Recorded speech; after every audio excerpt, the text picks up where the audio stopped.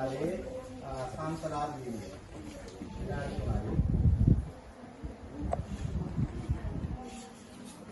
අවසරයි තර්කමින්නට ප්‍රතියෝජක පිළේ නායකත්වයට ටීචර් ළඟ නෑ වෙලත් නෑ රූපේ පමණක් තියෙනවා සිනහට නෑ යහුවොත් නෑ විටක කැඩි සික්ලුත් මදි අප හැදින් පේනවා ඉතින් මේකෙන්ම පෙනී යනවා COVID-19 වසංගත සමිතිය සමාජ මාධ්‍ය සූම්වත් නැමැති මෘදුකාංගයෙන් අධ්‍යාපනය ලබන දරුවා කොතරම් නම් මානසික ආතතියකින් කොතරම් නම් මානසික පීඩනයකින් පීඩාවට පත්වනවාද කියලා පියතුනේ මේ සමාජ මාධ්‍ය මගින් අහන දකින විදිහට තමයි ජීවිතය පවත්වාගෙන යන්නට අද ළමයා පෙළපෙලා තියෙන්නේ.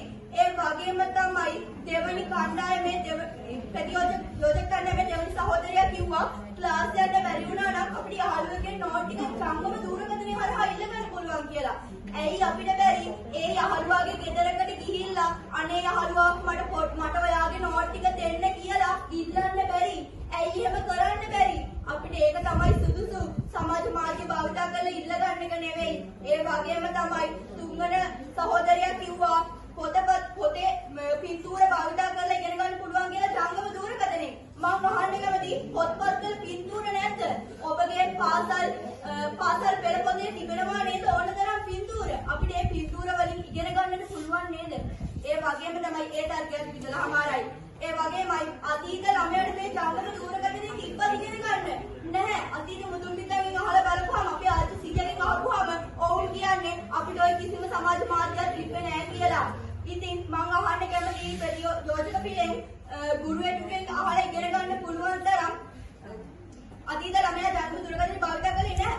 ඉතින් මම අහන්න කැමතියි යෝජකත්වයෙන් ජංගම දුරකථනය නැතුව එයා ඉගෙන ගත්තේ කොහොමද එතකොට? ඒ වගේම තමයි දෙවනි සහෝදරයා කිව්වා ගණන් විද්‍යාව වගේ විෂය දුරකථනයෙන් ඉගෙන ගන්න පුළුවන් කියලා. ඇයි අපිට ඒක ගුරුවරයෙක්ගෙන් අහලා ඉගෙන ගන්න බැරි? අපිට දේ නොතේරෙනවා නම් ටීචර් මට මේ දේ නොතේරෙනවා මට මේක තව ටිකක් පැහැදිලි කරලා දෙන්න කිව්වහම ඔවුන් අපි මගහරිනවද? නෑ වියතුනේ. ඔවුන් කවදාවත් අපි මගහරින්නේ නෑ. ඔවුන් අපිට ඒ දේ තව පුළුල්වට කියලා දෙනවා. ඒ වගේම තමයි අවුවේ දැස්සේ දෙමි යන්න ඕනේ නෑ කියලා විරුද්ධ පිළේ සහෝදරයෙක් කිව්වා. මං අහන්න කැමතියි අවුවේ දැස්සේ දෙමි යන එකෙන් අපි කොතරම් නම් අත්දැකීම් සම්භාරය ජීවිතයට ලබා ගන්නවා කියලා. ඒ වගේමයි Zoom තාක්ෂණය හරහා YouTube වලට අප්ලෝඩ් කරනවා නම් ඇයි අපි පන්ති යන්නේ? ඇයි ජංගම දුරකථනය හරහා ඉගෙන ගන්න බලාගෙන ඉන්නේ? සමාජ මාධ්‍ය සිසුන්ට අහිතකරයි වියතුනේ. ඒ වගේම තමයි අන්තර්ජාලයෙන් ඉගෙන ගන්න පුළුවන් නම් ඇයි පාසල් ක්‍රියාත්මක වෙන්නේ? පාසල් ක්‍රියාත්මක වෙන්න ඕනේ නෑනේ. මම කියන්නේ කැමති සමාජ මාධ්‍යයට වඩා පාසල් අධ්‍යාපනය සුදුසුයි. ඒ කියන්නේ පාසල් දරුවන්ට සමාජ මාධ්‍ය කියලා. ඒ වගේම තමයි මම කියන්නේ කැමති සාරධර්ම හා සංස්කෘතිය ආදීන් පිරිහීමක් පත් වෙනවා මේ සමාජ මාධ්‍ය භාවිත කරන දරුවා.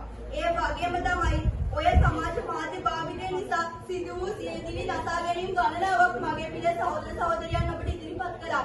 ඒ වගේම තමයි මේ ඡායාරූපයෙන් දැක්වෙන්නේ ඇස් අන්ධ වූ දරුවෙක්. මේ දරුවා ඍජුවේ ආර්ය ළමා රෝහලේ ඉන්නවා. ඉතින් බලන්න මේකෙන් අපිට පෙනී යනවා සමාජ මාධ්‍ය සිසුන්ට අහිත කරයි කියලා. මා ගොඩනගන්නම් තවත් අර්ථයක්. සමාජ මාධ්‍ය පාසල් සිසුන්ට අහිත කරයි. චිරංජයතු අවිමුක්ත ආවේ.